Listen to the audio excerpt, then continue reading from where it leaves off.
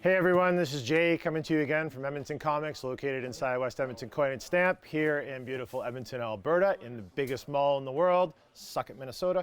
All right, we're going to talk to you again today about comics that have transitioned from this paper to the small screen. So the first one I'm going to talk about is The Walking Dead because, well, everybody already knows what The Walking Dead is, right? You see them every Easter when your family comes over for dinner. Get it? Walking Dead, Easter, and yeah, okay. That's a thinking man's joke. But anyway, Walking Dead, for those of you who don't know, did start out as a comic book series long before it was on television. And now the television series is coming to an end, probably, I think, within 2021, 2022. It might be a good time to actually jump on board and catch up with the book. The series does parallel pretty closely with a lot of the key moments within the comic book series, although the TV show does make a lot of changes, mostly so that the people who have read the book just aren't rehashing the TV show again, which is actually pretty considerate. Robert Kirkman, who is the creator of the comic book series and is one of the head writers and producers of the show, deliberately made it that way, just so that people would kind of get more enjoyment out of his product, which, you know, that's pretty smart thinking for a guy to do. Like, why make a story you can tell once when you can tell it a couple of different times and keep making the moolah? Good on you, Robert.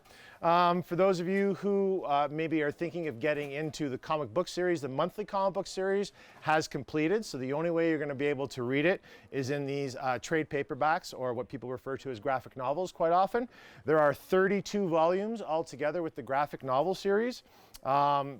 So it would be a bit of a financial investment, although, you know, if you do kind of start getting into it, you can maybe chip in with some friends, or if you really just kind of want to read it, you can also track them down at the local library. For those of you who haven't seen, Edmonton Public Library is just reopened, looks brand spanking new. That downtown location's pretty sexy on the inside.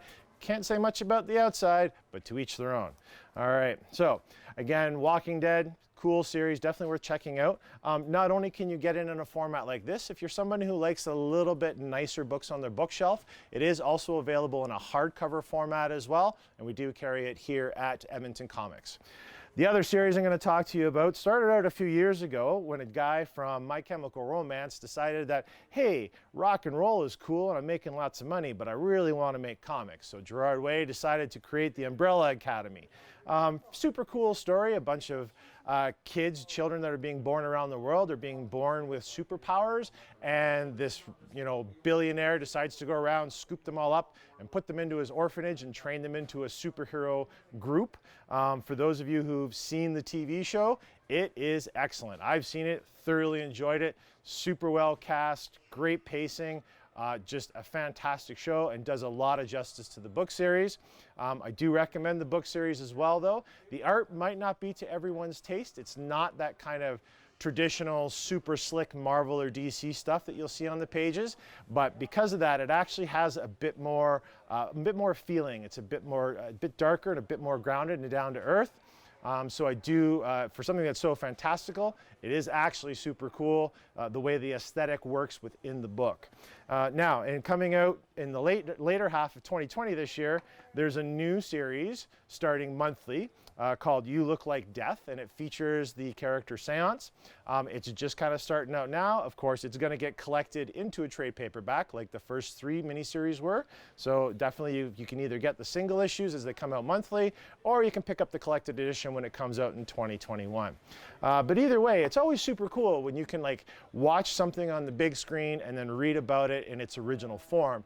Draw the comparisons, see what you liked and didn't like. Was that new character cool or was it terrible? Or, should they have pulled something out of the comics that they didn't use in the TV series?